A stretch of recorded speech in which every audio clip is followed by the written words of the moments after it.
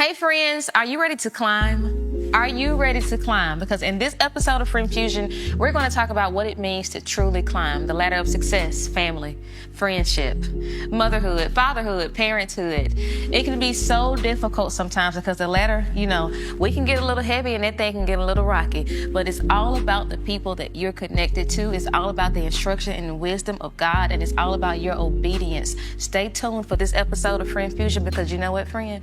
We're about to climb. Friend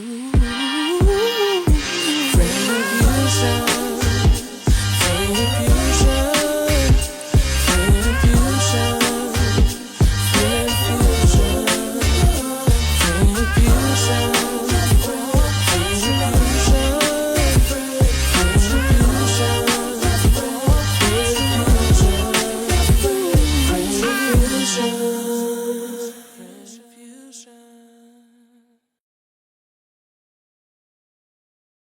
Friend Fusion. Marker. And action. Hey friends, I'm Trinity Mitchell, better known as your friend Trin, and welcome to this episode of Friend Fusion. Guys, I'm so excited about this conversation because let me tell you something. I have with me gospel recording artist, Grammy Award winning, radio host, wife, mom, businesswoman, and legend, the one and only Friends. Welcome to the set of Friend Fusion, the Erica Campbell. Say, hey, friends. Hey, friends. How are you this morning? I'm good. How are you? I'm good. I'm so excited to have you. I'm glad to be here. Let me tell y'all. So I've been trying to make this interview happen for you. Well, do you think it's been a year? Maybe, yeah. I really feel like it's been a minute. Yeah. Yes, because it was, first of all, it was last October. Oh, really? When I first reached out. Mm-hmm. And then it was just a lot. Did a Zoom and just had a conversation. We did. Thank you for that. You know what? You have really charged me to if I like somebody, let's hop on the Zoom instead of just liking them on social media. Yeah. I really appreciate that. It's really increased my intentionality. Mm-hmm. And that has really helped me to connect better. Yeah. One person I did that with, I don't know if you're familiar with her, but it's Danielle Baird Jackson. She's a friendship coach. Uh-huh. I love her content. She's just doing the thing. She has this book called Fighting for Our Friendships. Yes. And she's doing amazing things. But shortly after we did that, I was like, let me just reach out to her. And we had the best time, the best connection. I'm so grateful for you teaching me that. Oh, yeah. You're welcome. It was really cool. That was really cool. But let me tell you how I made this interview happen today because you got on gag. So my friend Joyce knew last week I got excited. I'm like, Erica's in New Orleans, but you weren't there, right? Mm-hmm. So anyway, on our way here the other night, she knew that I was filming. Mm-hmm. And just so happened you were in the elevator with her sister. But I couldn't tell you that because then you look like a creep. No. Because then you look creepy. So she said, Trin, my sister just texted me and said, Erica's in there. And the rest is history. I said, all right. Can you get on? So, Hey, you available? No, yes. It was perfect. My baby girl was at Girl Evolve. Uh-huh. And today is I fly out late because I don't like rushing, Uh-huh. And so I just had a moment. So here we are. Thank you. Thank you so much. And I just feel so honored. I feel so honored to have you here. I think I've admired you literally girl, you know what? Quite literally my entire life. Wow. I would show you the praise dance to Shackles, but I don't want to, do too much. Please let me see it. No, I had a line where we were signing autographs, mm-hmm. And this man came up and he said, "My daughters really love you." It was an older gentleman. Mm-hmm. I said, "They do?" He said, "Yeah, they have a dance to go. Shackles off my." He was trying to do that. Wait, let me remember. See if I remember. Screaming. Shackle. I said, "Sir, you don't have to show us the dance, but thank you so much." I was so tickled. That's one of my favorite stories. Go ahead and dance, sir. And that was the first praise dance at my Kojic church growing up. Listen. I said, well, look at us. We are evolving, honey. What's going on over here, Absolutely. It was so fun, and I really appreciate how you have, made being a Christian, not just... It's because it's not rules, but it's relationship and fun. And people like you have literally, y'all... Your generation of gospel music, y'all make Christianity look achievable. It was so fun. It Yeah. really was. So before I was Mary, I was an evangelistic Church of God in Christ mass choir. Yeah. And our goal was not just to sing, but it was to see how many young people we could draw to Jesus. So we had something called choir night every first Sunday night. But on that Saturday, we would go to the hood. Wow. And pass out flyers and invite people to church. And of course, you know, it was a bunch of pretty young girls. So they'd be like, hey, I want to come to your church. I'm like, come on. Yeah. Bring all your friends, all the thugs, all the gang members. We don't mind. And they would literally come and they would How give old were you doing this? 18, 19. Doing street ministry. I love it. Well, my father, I grew up singing in prisons with my dad. Yeah. So my father was always trying to reach out to those that didn't necessarily think they belonged in church, didn't feel comfortable walking in the doors, and he would have conversations with them that would let them know that they belonged to, that Jesus loved them too. But he was always so cool, and my dad was super charismatic and handsome. So seeing all that prepared, I believe, me for reaching out to those people. So I'm a gospel artist, but I'm not the churchiest gospel artist. Yeah. Because my goal is the ones on the outside that need to come inside. Absolutely. Yeah. You know, this reminds me of our conversation. I don't know if you remember, but I was like, I don't feel like I'm a church girl, like through and through. Yeah, for sure. But I'm not as I'm growing, I'm realizing that I'm not being invited by the church. I'm being invited to the things. Right. And you secular feel world. away, right? Yeah. You feel away. I'm like, I want to go to church. Right. And I'm going to tell you, like Donnie McClurkin told me, if God has assigned you to the world, stay there. Everybody doesn't have a gift for the unchurched. Some people are called to encourage the body and encourage people who are already in ministry, who are career preachers, like to start preaching at 7. But some of us are called to those who just left a gang, and those who been on drugs, and those who never went to church, in a way to articulate Jesus in a way that makes them say, I want to know your Jesus. And that is a gift. We were trying to go to all these churches. We were singing on stages with Snoop Dogg and Lil' Kim and Questlove and them way back in the day, at all the festivals, all the secular festivals. And we were like, dang, the Church of God in Christ didn't invite us, or the Baptist Convention didn't invite us, and this one, and we felt away. And so we started intentionally going in churches. And Donnie said, you were called there, go there. That will be okay. He was like, I got the church. We all right. He literally got it. He said it, you know, and it really charged us to, it really emboldened us to really be outside of the church doors, pointing people to Jesus. Yeah, you told me there was a great responsibility as well. Oh, yeah, it was tough because I didn't grow. I wasn't in seminary. I didn't go to theology school. I just knew I loved Jesus real hardcore. Yeah, and so that's what we took out to the streets and to the world. Yeah, I think I could feel it and experience it. I was in New York. And coming out of some store in Brooklyn, and this guy, I thought he was hitting on me. He was like, hey, you one of them sisters? And I was like, yeah. And I was like, maybe he watched the show. I didn't know, Mary's show. And he said, I know y'all doing solo stuff, but I want you to know the streets really needs Mary right now. And he was like, whenever y'all, finish doing y'all thing, just know dudes like me in the streets really need Mary. And it almost made me emotional. Like, wow, God, just when I think, okay, it's somebody else's turn, somebody else's chance. Somebody reminds you that what you do is still valuable, still has value today. And I think we all need those messages. Absolutely. And it was just really encouraging. Yeah. What's one moment in your career where it looked like you were thriving, but behind closed doors, you were actually failing? Oof. Let me pick which one. Many moments. Many moments where it was a big stage, a big moment, like a tour and the audience is jam-packed, or even the American Music Awards. And me and Tina would be backstage going through it. Sometimes just fussing and acting crazy. And then I would go, this is a distraction. Yeah. He's trying to get us on something else because the assignment is so big. If I'm focused on I'm mad at you because you said, or I'm mad at my husband because he said, or somebody didn't do me right in the business end of getting me here, and I'm so focused on that I forget my goal is to give these people Jesus. And I don't want anything in my heart. So it's been many times. I remember we were singing at Six Flags Magic Mountain in L.A., and Tina was pregnant. I think I just found out I was pregnant, and we were backstage fussing about God knows what.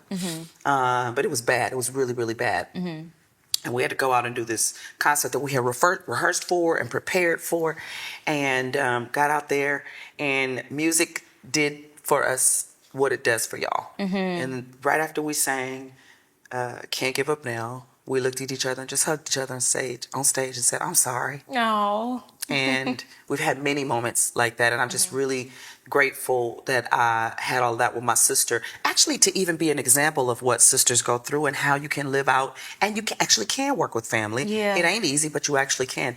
And God has allowed me to see how much Holy Ghost I really have. You know what I mean? When things get tough and when they get ugly. Am I really going to operate like Jesus?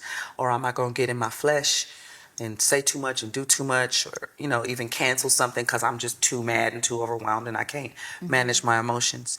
And so it's been a lot of public success, private failures.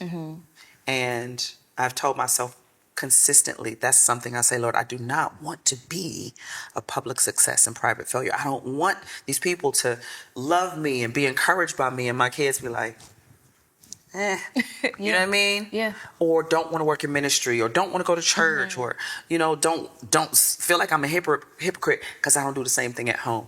So I think a lot of us in ministry will always have public successes and private failures. And those are the times you really see yourself. But you also see the hand of God in your life, because those trials and issues, not only do they show you where you are, they show you how quickly you get back to God, or how quickly you stay in the moment, which God understands both. If you are in a struggle and you're going through something, God understands that. You can literally bring all of that junk and mess to the feet of the Father, and His heart can handle it. Yeah. It's always a lesson and also a blessing in all of it. I'm just glad we just kept going and then say, I quit. Yeah. I can't quit on Jesus. So I told you today that I was praying about what to talk about, and I heard the climb. So you've had a very long, successful career, right? And when I think about the climb, what's been a moment for you where you decided to continue even though you were hanging on the ladder by one hand? It would have to be the start of my solo career. 2013, my father had died from cancer. We had just decided that Tina needed some time, to work on home. And I felt like I should keep going. So I put out a little more Jesus, and I've said this many times. One of the first comments I got was, "Oh no, you don't need a little more Jesus. You need a little more Tina, because you're just the pretty one." It was that, and then I had this whole The things team. people say. Oh, the things people say. And I had this whole team, and nobody on the team believed in a little more Jesus. Nobody. So I lost a marketing person, I lost an assistant, I lost a manager, all in 1 week. So it was literally me, my husband, and our still partner to this day, Dan Otero. What was the issue with the song? They felt like it should be something else. We had just come off of Go Get It, won a Grammy, huge, mainstream, blah, blah, blah, blah, blah, all the things. And then I come with Little More Jesus, because that's where I was. That was the song I wrote. And they just didn't believe in it. Wow. And so they were like, yeah, I can't. You know what I mean? So we had to just go for it. It still ended up doing great at radio, still won a bunch of awards, launched me into the Help record. But the whole way was every 5 seconds, where's Tina? Where's Tina? Where's Tina? Where's Tina? So it almost felt like, Erica, you're not good enough by yourself. And the Holy Spirit said, I didn't give you a twin anointing. I didn't say your calling don't work without her. That wasn't what I gave to you. You did what you did with her, and I'm calling you to this. So it caused me to get stronger in my faith. It caused me to be very clear on my vision and what I wanted, to build my own team, to be very resilient. And I was on a plane headed to close, I think it was the McDonald's 360 something that was at the Essence Festival this particular year. And I'm thinking I'm somewhere in the beginning, just because I heard what they said and I didn't take it, but it still kind of resonated in my head that this is not the song. And they're like, yeah, we want you to close the show. And I was like, me? Right.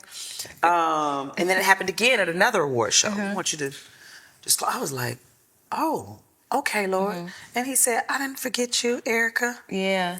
I didn't change my mind because of what they said. You just got to keep going. Yeah. You just had to keep pushing. So I learned a lot about myself. I learned a lot about people. And because I don't like collecting enemies along the way. I believe in forgiveness and restoration and reconciliation. All those people are still my friends to this day. All those people I've still worked with at other times in my life. I think God needed to strip away so he could say, no, I want to get the glory for all this. Yeah. I don't need you to say, oh, I had this executive and, I want to have him and, he knows. And the Lord said, this is going to be all mine. I said, God, you get all the glory. Absolutely.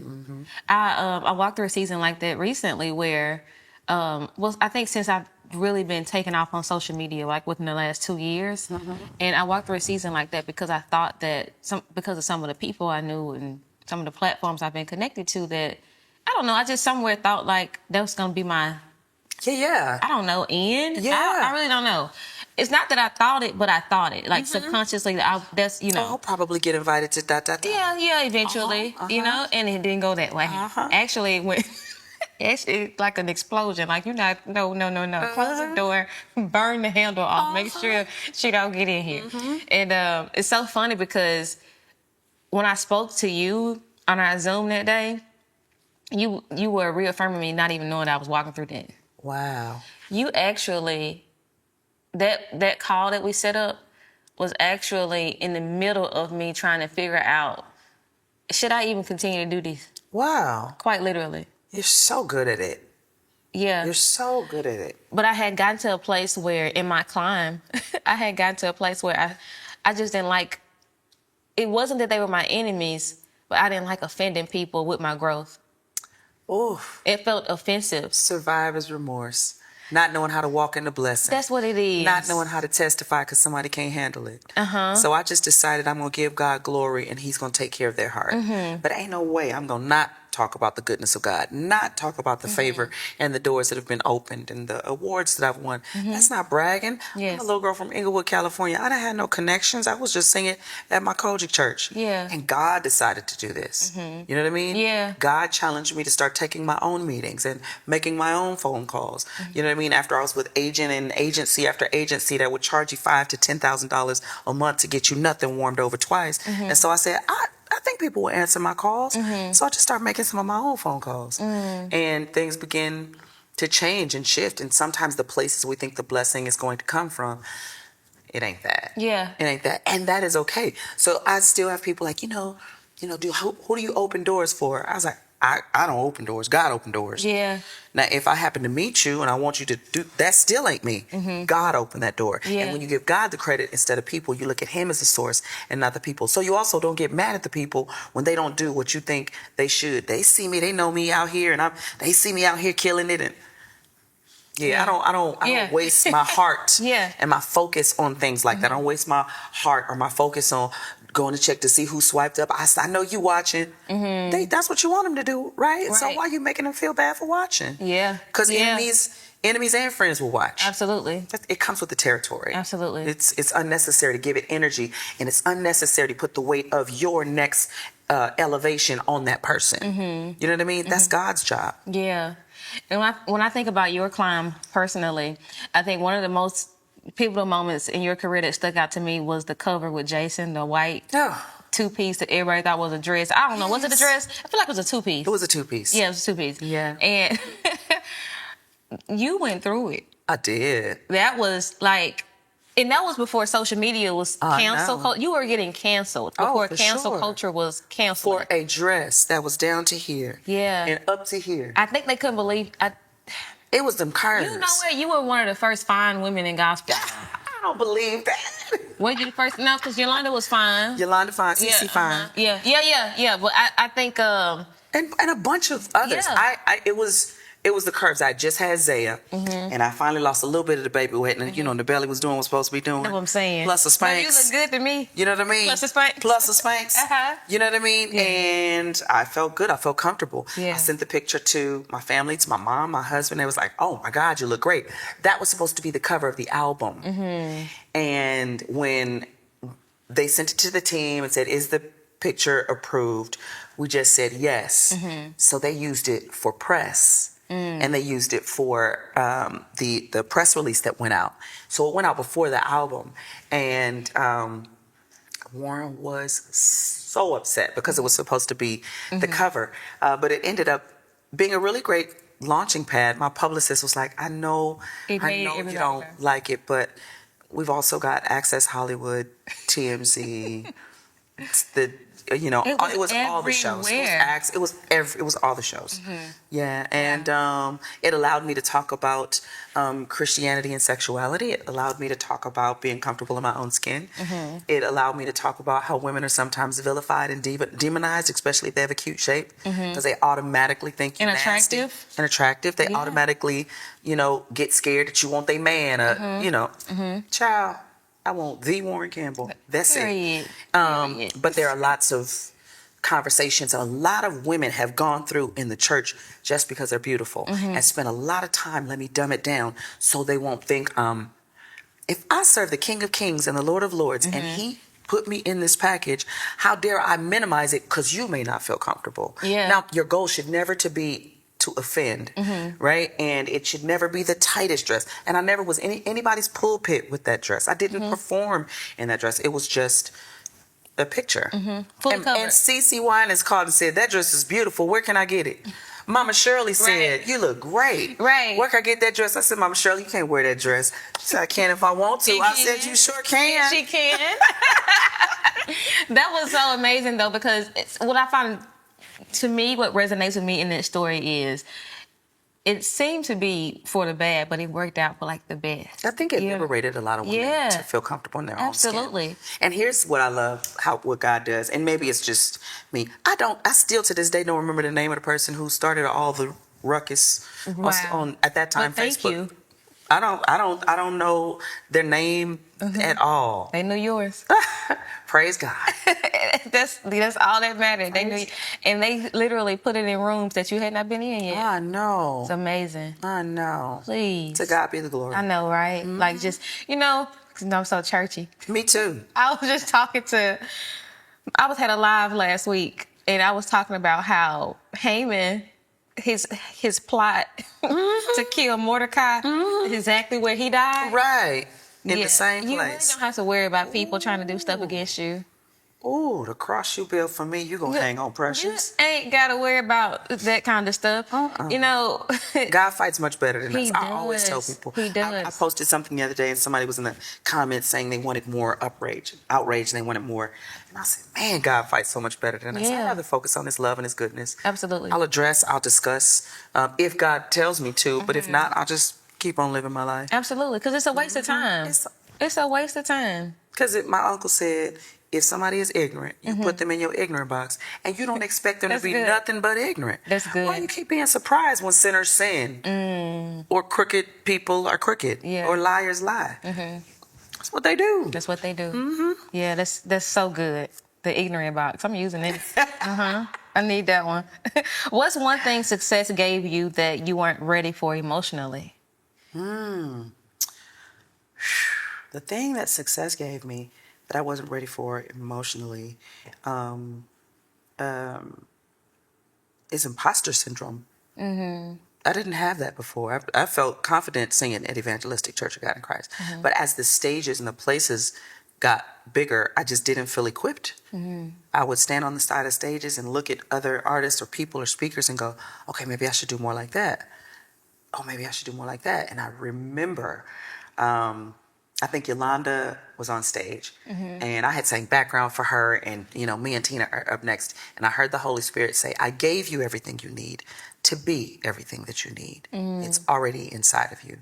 And that message stayed and stuck in my heart. And so every time I feel like I'm not enough, which I feel quite often, that message it rings loud. That I wouldn't open the door to make a fool of you. I wouldn't put you on a platform to, make you look crazy. If they called you, then that means you're already equipped for it. There's already something inside of you that will be what they need in whatever building you're going to. But I still have to regulate that part of myself. I also, am quite confident in who I am and what I have. I'm that girl. Without even saying it, that's the best part. I believe that about myself. But there still are times when I go, am I not for this space yet? Is it too early? And when I feel that, I'll go, okay, Erica, just get prepared. Don't get scared. Get ready. That's what we tell our kids. Don't get scared, get ready. That's good. Because if you're prepared, you're not scared. If you're not prepared, if you're not equipped, if you've been faking it, then when the opportunity comes, you're going to go, they're going to find out I'm a fraud. Yeah. You know what I'm saying? Yeah. And so I'll just say, Lord, make me ready. Lord, prepare me for what you have prepared for me. We say that in our faith confession. Yeah. Every Sunday. Yes, good. And I believe that he will prepare me for what he has prepared for me. That's good. Can you share something you thought would disqualify you, but it actually made you stronger for the journey? Would disqualify me. I don't know that I have. I don't know that I have, because I think that everything that I've been through, every mistake I made, was so consumed by God's love and his forgiveness and grace. I often tell people I don't remember feeling like God kicked me in my back every time I made a mistake. I felt broken and sadness with myself because I disappointed God.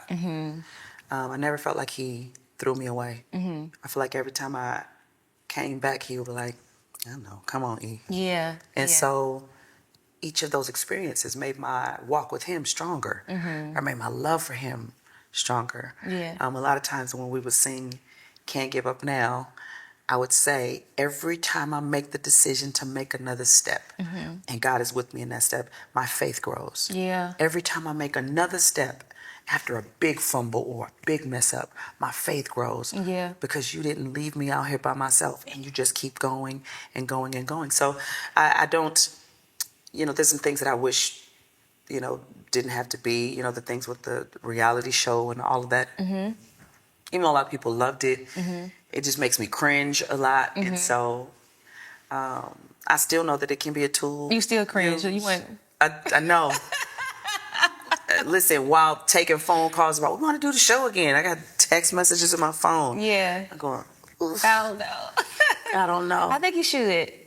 I think you should do it again. You do? Y'all are such in a different place. Like, life has changed so much. Yeah. You're doing Laugh Cry. You're touring with conferences now. Like, it's not even just music anymore. It's just so much more to y'all. It's layers. Yeah. And From people radio to Yes. books and other partnerships and nurturing young artists and being a voice. That's big stuff. Yeah. It's God always dreams a bigger dream. I feel like I'm literally sitting in exceedingly abundantly, especially when I look at my kids and our church and, the radio show, which is now about 10 years old. Yeah. God is just so, so faithful. And he opens doors and shows you yourselves, allows you to bless other people, and then teaches you a lesson and gives you a blessing at the same time for the yes. You know what I mean? When I did the conference, I'm usually invited to things. I don't put stuff on. I was like, Lord, what you mean? I was so excited for you. Oh. Yeah, I was so excited for you. I'm like, this is good. Yeah, This is and good. I'm doing it again in October, and just the planning is crazy. People don't know it's one day, one event, but you plan It's- for months oh, I and know. months and months and months. Yeah, sometimes a year. For events. Yeah, for sure. absolutely. And The it good takes ones that is a time. year. Yes, yes. Takes a lot of time. Yeah, all the ups and downs, all the yeses, all the I can comes, all the I can't comes. The guests you want, the guests you get. It's, it's crazy. Guess you want, the guess you get is hilarious. Right, Yeah. but it's the real thing, though. they don't always match. Yeah, yeah, I get it. Absolutely. But I didn't attend Laugh Cry Heal. I'm hoping that I get to attend this October sometime. But tell me, what made you say, I want to start this conference where, because I do feel like it's catered to women, am I right? Okay, for women to come and literally laugh, cry, and heal. And heal. Yeah. Because I was very proud of the fact that I wasn't a crybaby. And I'm realizing that was a trauma response from, because you little, shut up, dry it up. You literally just beat me. I can't Because cry. you give me that you'll cry, like on spot. Not really. You're not one I of get those? emotional, but I'm not really a big crier. But like, all right, let's keep going. Not even the good movies or nothing? Sometimes, yeah. Yeah, Sometimes I'll cry at a movie or, You give teary-eyed, I don't know. Really? You give it. Sometimes, but you know what? For emotional stuff, for painful stuff, I don't always cry. Like, so like maybe after I'm through it or something. Yeah. Like if I first get some I bad get that. news, like I get strong first and then I'll cry later. What is it? Okay, Fight or flight? What is it? Fight or flight, I That, guess. Yeah. Yeah, I'll do that first. Yeah. You know what I mean? I'll take a deep Same. breath because I have to process my way Same. through it. Yeah. You know what I mean? I'll give myself moments to cry, but I was very proud of not crying. And none of my sisters are big criers. Like even to this day, if my mom started crying, she'd be going, "Dang." Godly. My sisters, like, we don't like we're not like emotional girls like that. And so I was kind of proud of that. And as I started preparing for Laugh, Cry, Heal, I found the scripture, I believe it's Psalms 46, that says, I collect your tears in a bottle. Oh man, that was so poetic and beautiful. Like, I'm not crying. You collect my tears and you keep record of it. This record is in heaven. So you see every time I cried, and it's going to matter and it's going to count. I thought that was so beautiful. And I know the power of laughter. And I know that those two equal healing. So I just wanted a space to talk. The mental health therapists that were there with me and those parts of the event that allow us to ask questions and get answers. I just think it's so cool. Too many times I was sitting in church and wanted to ask, hey, what about the other side of that? You know what I mean? And so I wanted to create a space. Because even when I'm talking about messages and I'll talk about what God can do and who God is, I always think about the person that it didn't happen for. They gonna hear this and go, yeah, that's for her and not for me. So I always want to be able to talk about both sides of the testimony. Some got healed, some went on to be with the Lord. I know it's a different side of the healing, but down here in this flesh, it don't feel like that. It feels like a disappointment. It feels like God didn't answer your question, like he didn't hear you. And so there's just a lot of healing conversation about the different ways that God heals and shows us different things in our lives that we need to handle our families, relationships, ourselves, our children, our parents, and leads us to wholeness. You know, so that was the real reason. It was because of my own healing journey, included all three of those things. And so I wanted to offer it to as many women as I can. So I'm going to Alabama, Chicago, and Phoenix this time. That's beautiful. All in October. All in October. That's good stuff. Let me check my calendar because what Alabama seems close to me. Yeah. That should be fun. So tell me this: when we think about like serving women, who are a lot of women are mothers, and the climb. So now, okay, I have a 16-month-old. I am climbing. Ooh. I'm climbing fast. You know what happened to me last night? Like, what the heck? Like, what the heck? Oh, God. Right? Me and Tina traveled with our babies. The first year, we would be getting off planes, strollers, and pregnant. I mean, it was a season when we wasn't having babies. The photographers that knew us and recognized us would say stuff like, oh, finally, neither one of the Marys are pregnant. Like, it was crazy and very, very difficult because babies are unpredictable. And so we just had to go out and do it because I wanted to be her whole full mama. Yeah. So they were on side of the stage. We were on the Hero Tour with Kirk Franklin, and Leia and Krista, who were 2 and 3, would come out and dance at the end till it could have been me. So they were kind of used to this life, but I needed them close. My nannies were mostly like sisters or nieces because I needed to be surrounded by family. But it was very difficult. You know, you have to deliver, but you have to feed the baby who's going to wake up or maybe throw up in the bed or all that. Sound check at whatever time. Oh, man. Sound check and the meet and greet and a baby in a hotel room. It is not easy at all. It's like God sent you into my life right now because I feel like I'm about to enter into a space you're so familiar with. Ooh. And that's one thing I do. I want to have BJ with me. I do not want to be a public success and a private failure. My baby don't see me and all the things. And so it's been my prayer most recently that the Lord would move supernaturally where I don't have to have a stranger with me, that I can have his godmom. She loves him just as much as I do. And I want to pick up our lives, whatever we do. Like, okay, y'all, we gone. And she don't have to worry about anything financially. Like, my family be with me. But for me, some of that was a little bit crazy to have. Especially once I had Krista and Wozie. You got 2 kids and a microphone.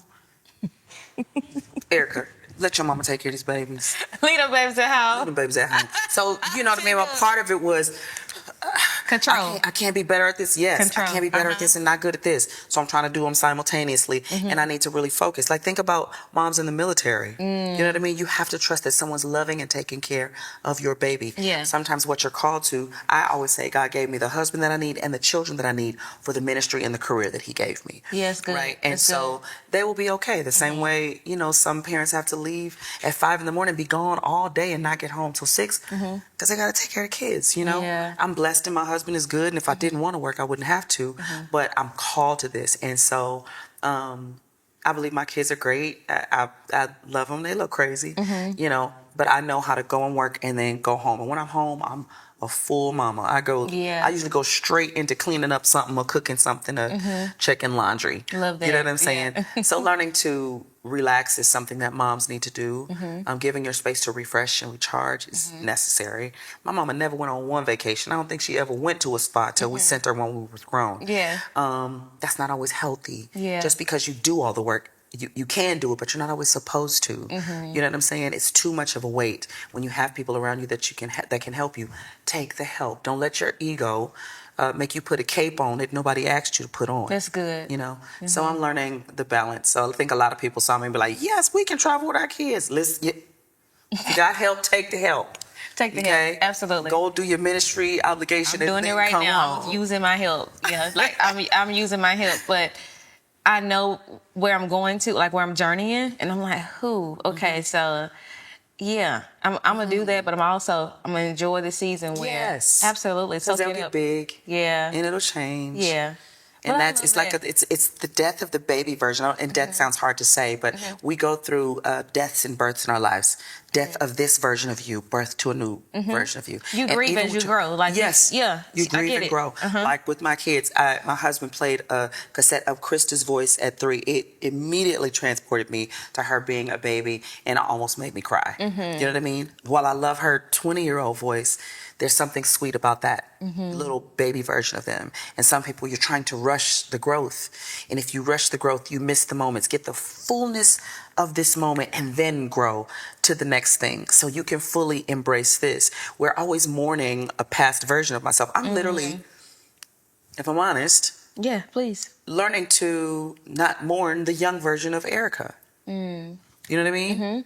The 40-year-old, 45-year-old, new in industry, moving, you know what I mean? Yeah, It's not the same. absolutely. And so you have to embrace this new version, this new season. You know, they call me auntie now. You know, that's different. You have to embrace it. But I dare not say, no, I'm not. I dare not embrace when they call me a legend. Okay, so what does that mean in this season, quite Lord? literally are though. Like you are. And I have pom-poms for this next generation. I got love for this next generation. I do. You do. You I really do. I'm not in competition with them. I've done a lot. Yeah. And anytime the enemy gets in my head, this is going to sound arrogant to say, but I really do this. I go in my trophy room and look around and say, you did it? You did. You got a shelf right there and a shelf right there. I gotta come see it, girl. You did it. I gotta come see it. Okay. Yeah. So if it's somebody else's turn, it's somebody else's turn. Let them people be. Yeah. I remember when somebody else won first place or something, a Grammy. I don't remember what it was. But you had the most gracious response. You were like, I didn't win, but I won. Do you remember this? Yes. I can't remember. I feel like it's been 2 or 3 years ago, maybe. Yeah, I think it was for one of the singles, Praying and Believing, or something that got nominated for a Grammy. Yeah. And I had so many cool moments at that Grammy Award. So it was really, really chaotic. And I was right there. It was Katy Perry, it was Harry Styles, it was Mary J. Blige, it was all these people. So they're pulling, and everybody's publicist. It's not just because I'm black or gospel. Everybody's publicist was trying to pull them, right? And I think Lady Gaga was coming. It was just a super, super Hollywood, right? Mary J. saw me. And I think I still have the picture. And she was like, Erica, come here. And she was like, I got you. And she held my hand and we took a picture together. And then she walked off and she was like, get your moment, sis. I will never forget that. Wow.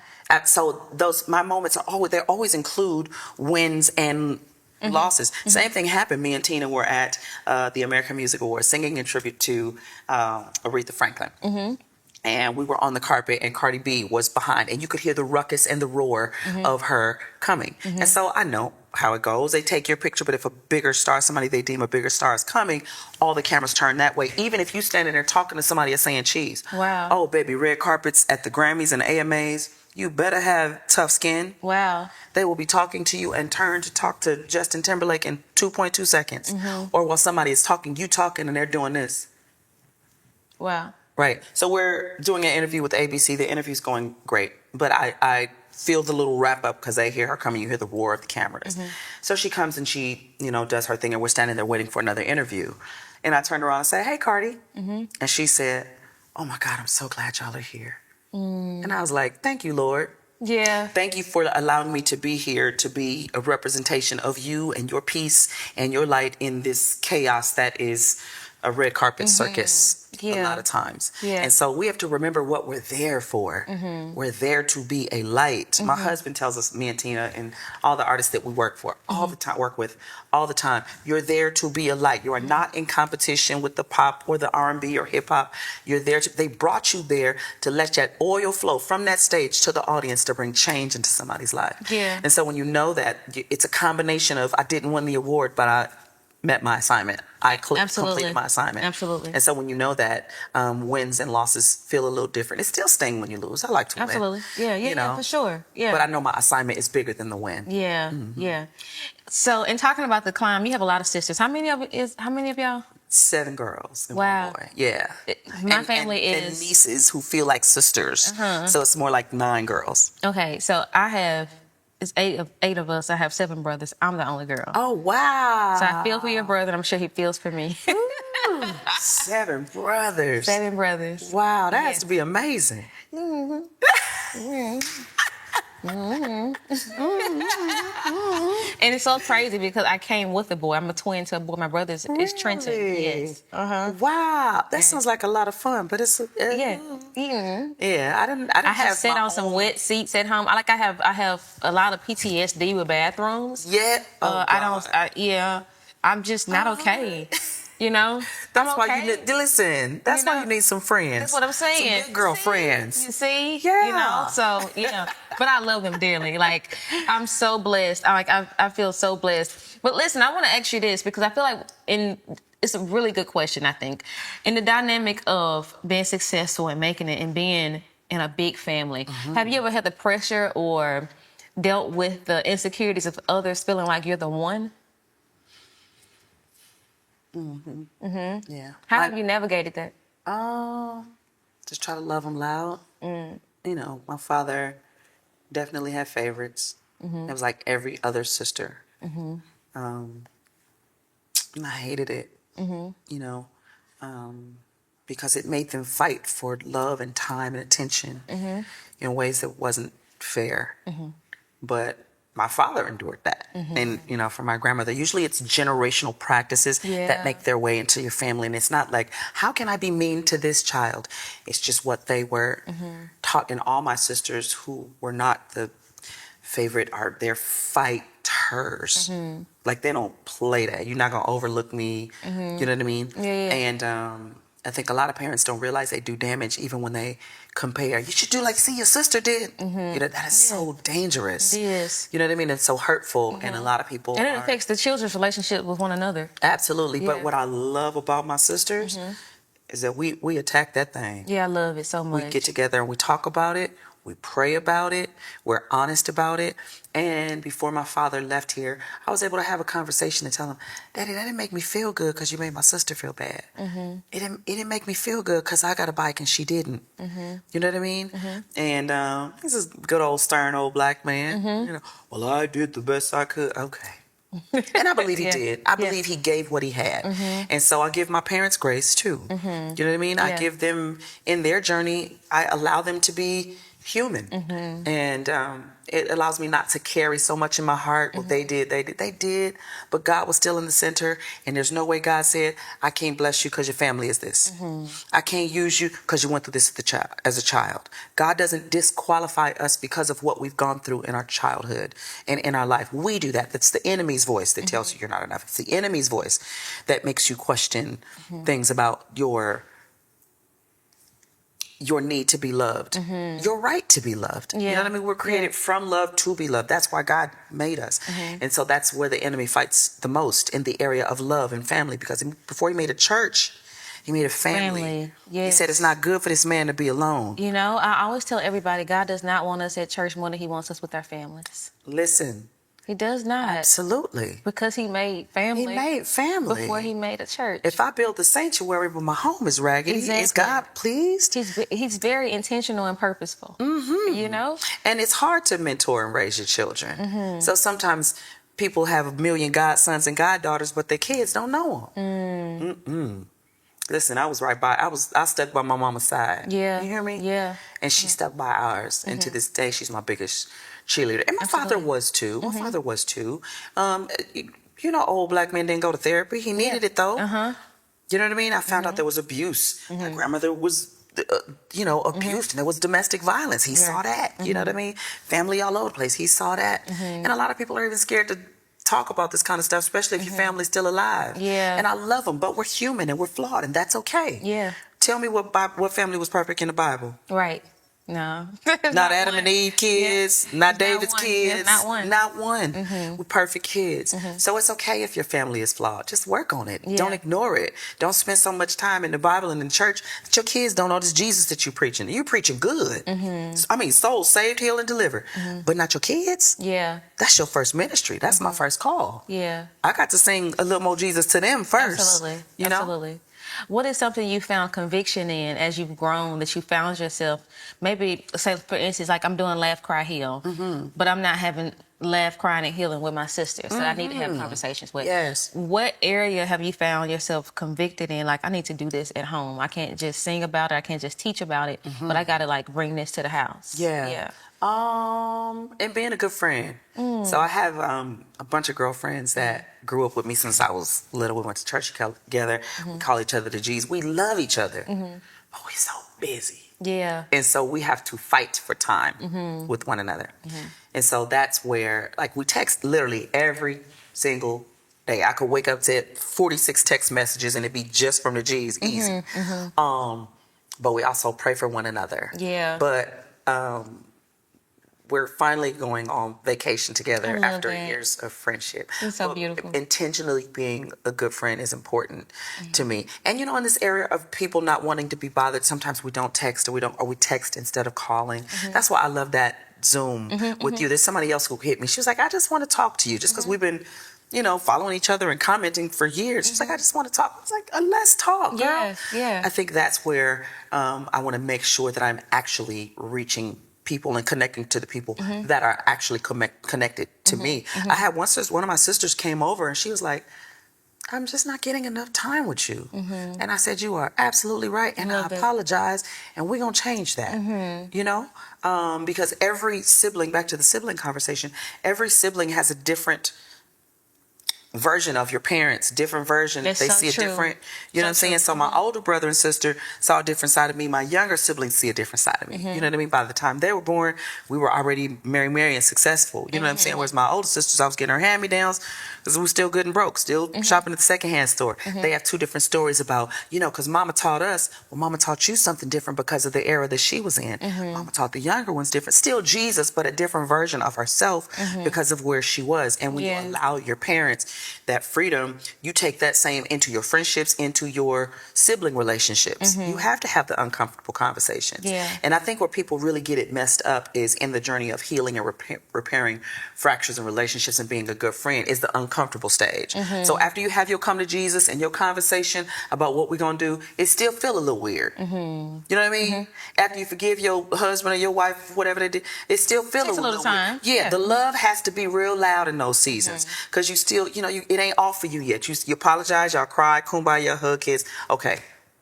But you still feel uncomfortable. And you have to wait that season out until all the dust settles. And that's what we've been able to do. Like, I've been mad at Tina for a week. And after day 3, she go, you still mad? You ain't call my phone, you still? And I was like, okay, I'm over it. Yeah. You know what I mean? I kind of miss you too. I kind of miss you too, right? Because we talk every day. Yeah. You know what I'm saying? And so we have to be honest. You know how I go with family. I'm absolutely. mad at you, so I'm gonna call this sister, and she gonna, but she loved me too.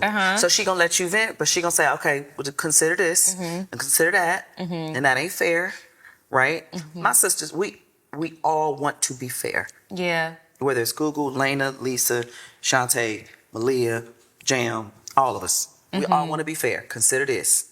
You know what I'm saying? That's a constant thing that we do. We don't just beat each other up. And even if we do for a quick minute, we go, I shouldn't have said that. I'm sorry. Let's pray for her. Yeah.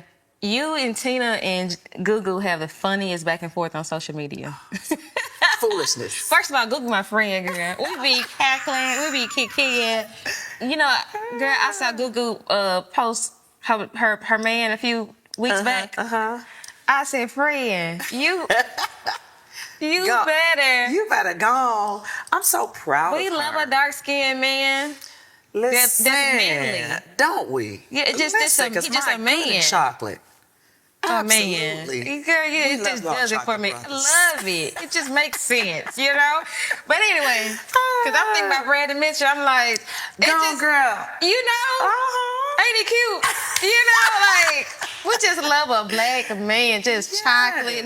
It makes sense. But anyway. Absolutely. I'm happy for Gugu. I am too. Anyway, I thought about, when you talk about your sisters, how you guys have this back and forth on social media. How did that start? Because I feel like it's a series at this point. Like... So, yes, we started a whole Atkins sister page after that. So, Google came to my house and left her car. When she left her car, she went on social media and said, I pray to my sister, fill my tank with gas. And I said, I ain't filling your tank with gas. But her brother-in-law, her brother, not her brother-in-law, Warren, went and filled the gas tank. So then she told all the sisters, brother, fill my gas tank. Then my sister Lisa chimed in. I lived in San Diego and ain't nobody filled my gas tank. And then Shantae, then everybody was chiming in like, ain't nobody ever filled my gas tank. This is hilarious. And then Tina chimed in, and then I made a response back, because that's how our text messages go. So basically, we were just texting, talking out loud in front of everybody. And it was straight foolishness. It was foolishness. It's so but funny. That's what we do. Like, it's love, but it's kind of competition. You called her, you didn't call me. Or if I see a picture and Google and Elena is out to lunch, I go, I guess you only got one sister in the world, you didn't invite me? Yeah, right. Because Google live around the corner. She a little bit younger than me, so sometimes she wouldn't invite me. I said, I know you lying. You're not going to have no party around the corner from my house and not invite with me. me like that. Oh, yeah. We don't. Yeah. You better come to my house. I was just telling my friend Sarah before we started how girls with sisters, I feel like friendship for them is a little bit different, because you be friend if the relationship is right, healthy. You be friends with your sisters. Like your sisters are your friends. Yeah. So how has it been for you to make sure you maintain friendship connections outside of your sisters? Oh, very important. Very important. There's some beautiful acquired sisters that I have in my life that we text and talk, some first lady friends and artist friends and different ones, just honest and vulnerable with each other. Random prayers, I guess it's not really random, but prayers in different seasons, conversations, sometimes just going to their house, sitting, crying, take the wig off and just be full Erica. I love that space and that time. Sometimes they come. There was one who was going through something, and she came to LA, and we went to one of those rage rooms where you just throw stuff and break stuff and hit stuff. Y'all had a blast? We had a good old time, just breaking stuff and throwing stuff. Yeah. And, you just have friends that you love on in different seasons, and you don't get to see each other as much as you like to because we're busy, but you don't make time, you take the time. You're so good, because you don't really have it. You have to make the time. Make and take the time. When you think about your climb, what friend or friends would you highlight that have really contributed to you climbing? To me climbing? Oh, so many. Definitely the G's, for sure. Always in my corner. Always buy a ticket when I'm in LA. Never intrusive. It would have to be the G's. I mean, there are more. One of my dear friends who went to be with the Lord, her name was Yvette. When I think it was the second Mary Mary record, so Incredible, was out. I think that single was In the Morning. And it wasn't doing what Shackles did. Shackles was a worldwide top 5 pop charts, all that. And the label was tripping. And so she called, and I was like, well, I guess, everybody gets there one moment. She said, baby, God didn't open the door to close it. That wasn't shackles wasn't your start and your stop. It don't stop right here. God gonna keep blessing you. You gonna keep going. Yeah. She will pump me up so good. Before anybody ever gave me a plaque, it was my Aunt Evelyn came to a concert that me and Tina had at the Kodak Center in LA when it was still the Kodak Center, and brought us this gold plaque that she had made. So sweet. My auntie. Yeah. You know what I mean? So Yeah. I have had people with pom-poms cheering me on for a long time. I've never felt alone in Yeah. this. And even if I did feel it, it wasn't true. I wasn't Yeah. really alone. I was Yeah. just in my head. It's always been somebody there for me, loving me. And sometimes they're there and we don't notice. Yeah. So my prayer is, Lord, let me see the love around me. Let me see it and feel it. Don't let me get so in my own stuff, in my own woe is me, because we're entitled to that too, that I don't see and experience the love. He allows you moments to cry. Absolutely. Doing that, Yeah. He allows you moments to cry. Yeah. But then healing should come after that. When we connected last year, I was in a very tumultuous rejection era. It was just a lot. And you reminded me that there are women who celebrate and love and reach back for other women. Yeah. And I know that that's a pivotal part of your climb. Like, I know if you really want to, I think even in my own life, if you really want to see God accelerate you, you have always got to be in a position where you don't mind celebrating and helping others accelerate. Absolutely. You know what I mean? Because if God, how you feel like God gonna give it to you when He can't trust you to celebrate it in somebody else's life? Absolutely. I want you to speak to me about how you've been able to do that. Because I don't, I feel like sometimes we get that, we struggle, it's a lot of Black people, we struggle with the scarcity mindset where if I'm here, I don't want you here. Or like, I don't want you in this, I want you to do too much and all that kind of stuff. But that is not anywhere near your heart, especially when you experienced you. I don't think anybody would say that, right? Can you tell me how you've been intentional about making sure to celebrate and love others? So I started, from a music perspective, I started something called SKM that I do on Fridays, Support Kingdom Music. You do. Where I literally just post new artists. Some, established artists as well, but new, independent, first time. If it's dope, I'm going to share it and post it on my main page and not just in my stories. And I do that because I know how hard it is. The industry is ever changing. Some people have managers, some of them don't. And I know sometimes just a comment on their page will encourage them, encourage their team, and then I'll have the radio show and I get to talk to people and they're not rushing me off because they only have 2 minutes to talk to you because it's a mainstream show. Yeah. I've gone through all those things and I would always make a note, I'm not going to do that to people if God give me a chance.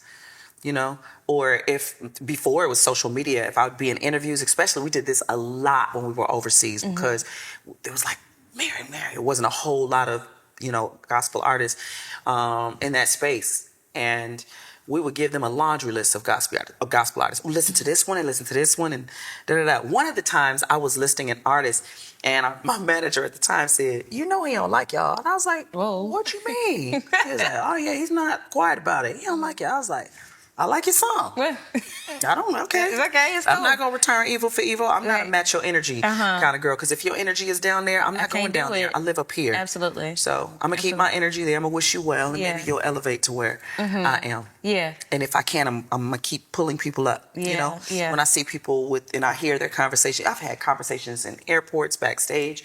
If I can elevate you in your thinking, you know what I mean? So you don't, because it becomes bondage when all you see is what people do wrong to you. It becomes bondage when all you see is what can go wrong. You have to see the other side of that. Because even when people talk about gatekeepers, I always say, well, which side of the gate is God on? Is God back there saying, well, they said you can't come in here. When it's your time, when it's your season, no one will stop anybody from getting through. So if I feel the Holy Spirit say, post that one, call that one, then I will. Because I feel like he didn't give me this platform for me to just sit pretty and everybody see me. No, Yeah. I want the light to shine on all of us. We're trying to save people. That's the real goal, trying to direct people to Jesus. And so if we're all on the same team, we can do it more effectively. I love that. Last year when we had the call, Brandon was like, what did she want? I was like, she didn't want anything. She just wanted to talk to me. We just talked. He's like, really? I was like, yes. Like, she likes people. She's like me. She's like, she just sees people. And I was like, Brandon was like, oh, I thought that she would want something. I was like, no, and I think that's the most beautiful thing.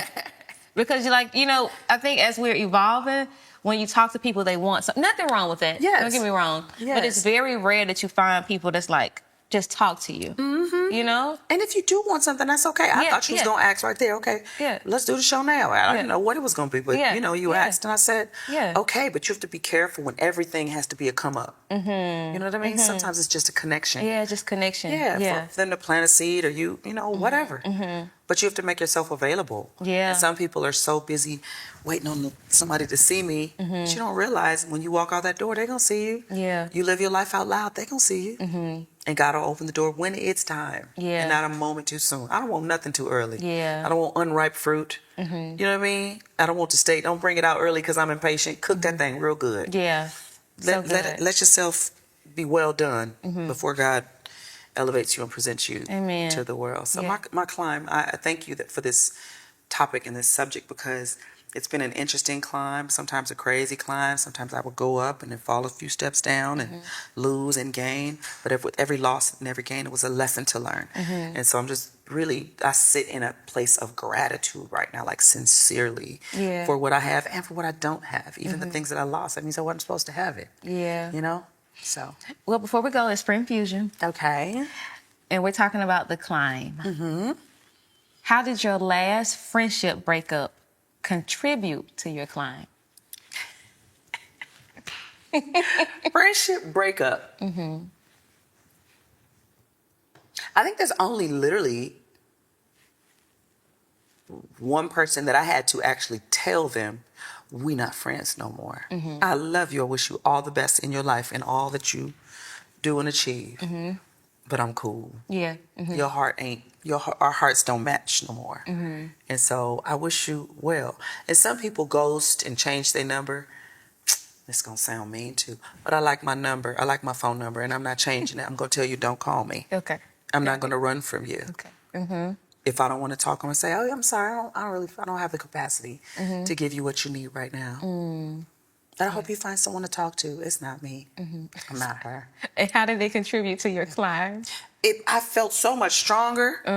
I felt like, ooh, I am in control of my life. Mm. You know what I mean? Yeah. I can speak the truth in love. Mm-hmm. And it be okay. Yeah. And they'll be okay. Even if they don't understand. You know?